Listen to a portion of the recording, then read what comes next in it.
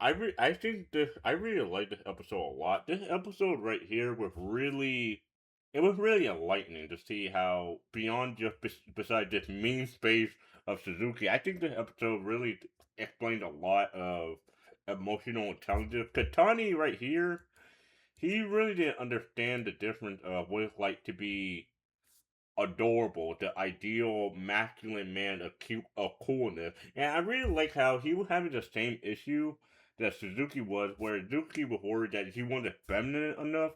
Tani, on the other hand, was worried that he wasn't cool enough. But like, it's like what you say, like even though Suzuki, ideal man, is someone like this guy right here, like the bad people, like choosing someone that on a hierarchy where you have the little guy in the bottom, bad guy on top, like popular guy on top. But it's not necessarily the same. It's not necessarily like that all the time.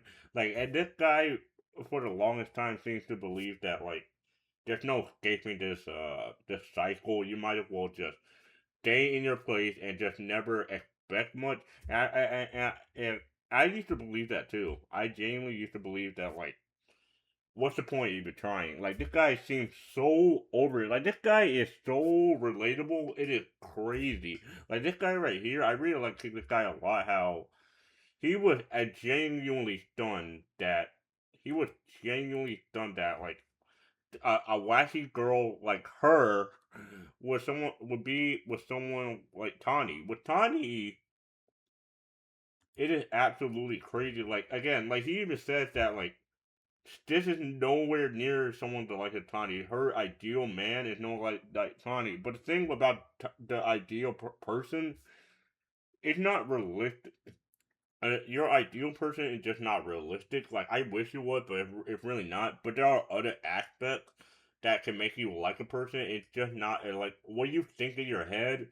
It's going to be different from reality. Like what you think you might like, it may not what you be what you actually like in the real world. And I really like how the anime actually kind of explores that, and it also explores that like when you are opposite of someone, you have more to learn about each other. You have more to explore about each other, and that gives you even more room to experiment, to be more creative with each other, and actually like be to actually admire the person for doing the things that you can't do.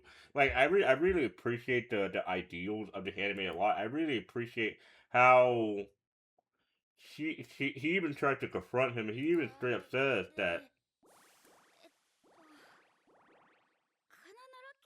like the fact that she was willing to tell him 2 hours about how much she loved Tawny. Like it is so wholesome and cute. Like I really like the anime a lot. Like it is so it takes itself so seriously but comedic in the same time. But like the theme is very applicable to the real world. It is very interesting to me to see how this actually plays out in the anime and of course the real world. I really like Suzuki a lot because Suzuki she even admits that like but Tani realistically wouldn't be someone that's on her radar, but re- reacting to the way he been in class, just seeing him every day at class, it does eventually strike a chord in your heart. Like it's like something you would never at least expect, and it's like you have to like actually like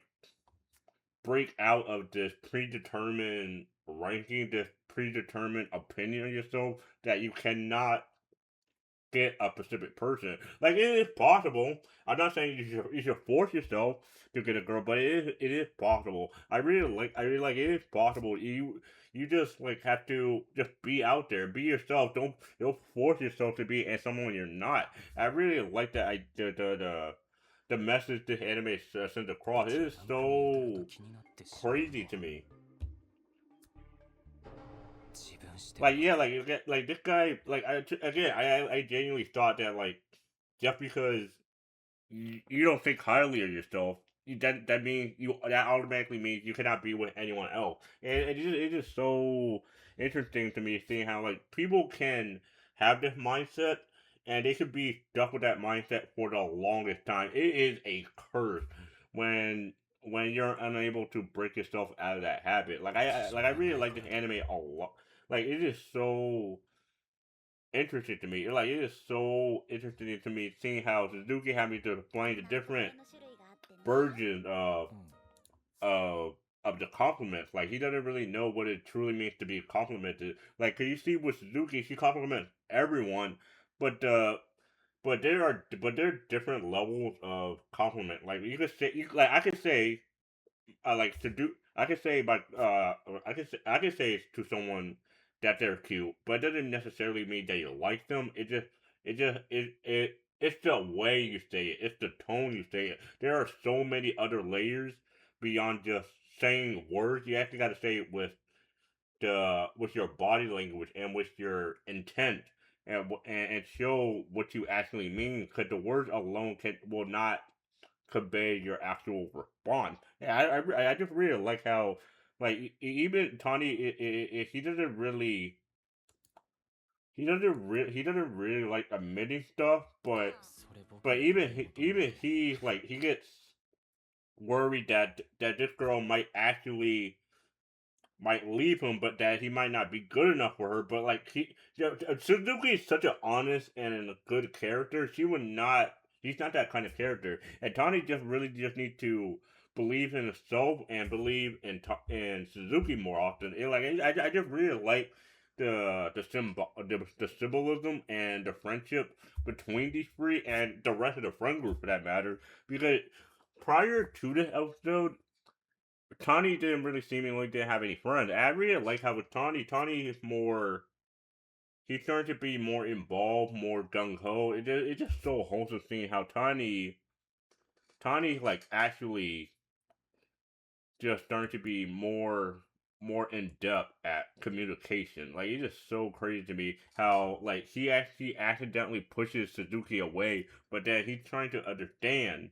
Like again, like communication is can be simple, but at the same time, it's very difficult with the way you communicate things. Because as people that like who are shy, we overthink, we are pessimistic, we just don't know how to formulate words when we are shy to the person we like or shy in general, and it just push to or someone who or people who are just antisocial to begin with, like Tony. Like Tony, he doesn't really seem to have that many.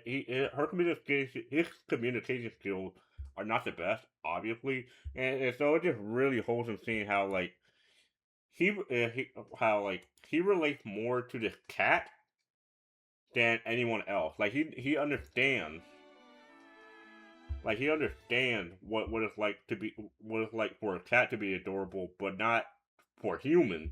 And it's just so interesting to me seeing how this friend dynamic is so good. Like Tony's like actually under trying to actually getting the vibe of things, actually enjoying his life. It's just so crazy to me, and it's really cool seeing how like to the point where even Suzuki started to get jealous, even though the reason Tani was smiling was because of the compliment. So she's basically getting upset at herself without knowing the reason that without knowing that without knowing that she is the reason that Tani is smiling. It is so interesting, like the conundrum she found herself in at the very end. It is so crazy to me. I really like her a lot.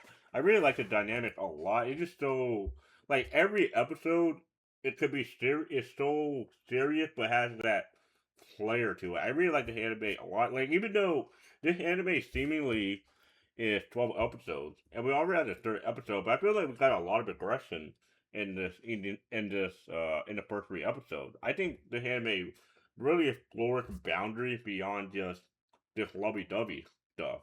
It actually explores like in a realistic fashion. I think that actually is better than just the typical romance stuff. This is good. This was a really good episode. I think this probably was my favorite episode of the first 3 episodes. This probably right here would be my favorite because it's more relatable, more realistic. I think this was great. Well, otherwise, let me know what you think in the comments below. I'll see you guys on the next one.